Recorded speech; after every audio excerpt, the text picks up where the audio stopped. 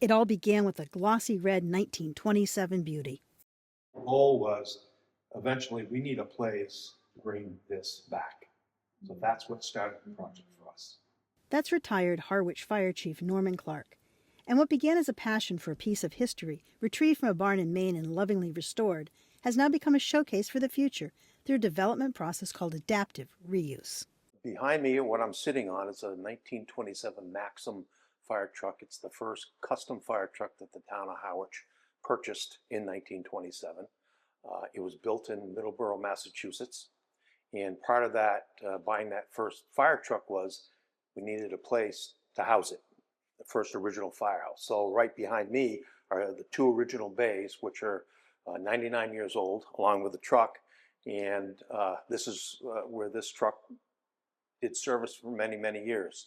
Retaining that history might be Cape Cod's best path to growing housing, explains Aaron Perry, Deputy Director of the Cape Cod Commission. Instead of tearing up land or raising buildings, adaptive reuse transforms existing development to meet current needs. We have some significant natural resources that need to be protected. About 87% of the Cape's land area is either already developed or already protected for conservation. So there are limited opportunities for new development in the region.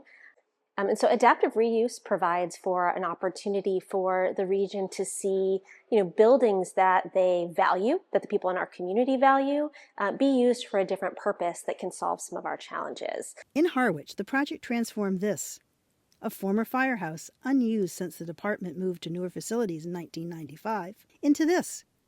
We found a home for the truck.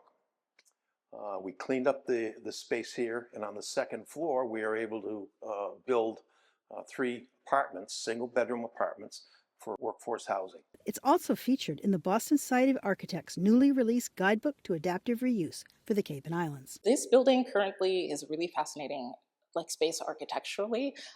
It is one, we use this term that is co-location, and so it's a really beautiful example of co-location because we're not just talking about housing being on site, but we're also talking about a community space, and in addition to that, an ecological restoration space and trail as well. So it has a couple of different uses, essentially, which means that it doesn't just bring the residents in, but it can bring the whole community to the site. I think overall, there's a lot to be showcased in the guidebook, but I think the number one thing is that we keep on hearing the constraint of building new and the climate and the preservation that we're currently facing, and I think adaptive reuse is that sweet spot. That's Wandy Bashkal and Miranda Diolo, both from the Boston Society of Architects. They say the guide responds to the Commonwealth's housing initiatives and the Cape's land use challenges. The guidebook really showcases many different building typologies that can be used in many different formats.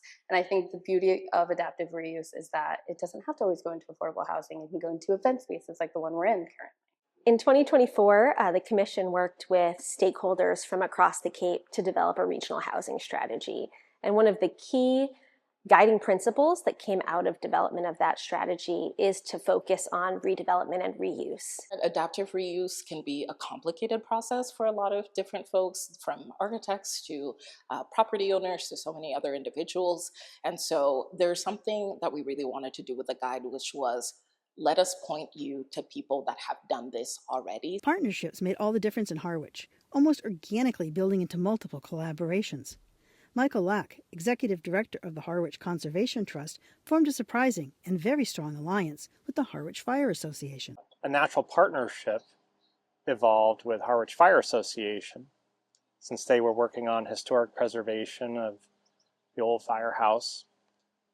We also needed to share the parking for both the firehouse and access to the 66-acre Colebrook Preserve. Well, we hope it's a shining example for other communities to see that they can reimagine both the built environment and the natural environment and really transform spaces to be even more inviting and ecologically welcoming to everyone. As the project nears completion, that original simple goal to find a home for a loyal fire engine went places no one imagined at the beginning, shaping a lesson in what can come from creative thinking for Cape Cod and beyond. Build great partnerships, look into different regulatory processes that can really facilitate these types of projects, and consider beautiful design.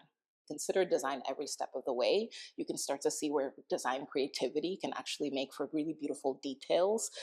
Adaptive reuse, we think, is also a really wonderful strategy because you pay attention to the building details and you want to respect and honor those and maintain them and preserve them as well. And so there's so many sort of opportunities that you can see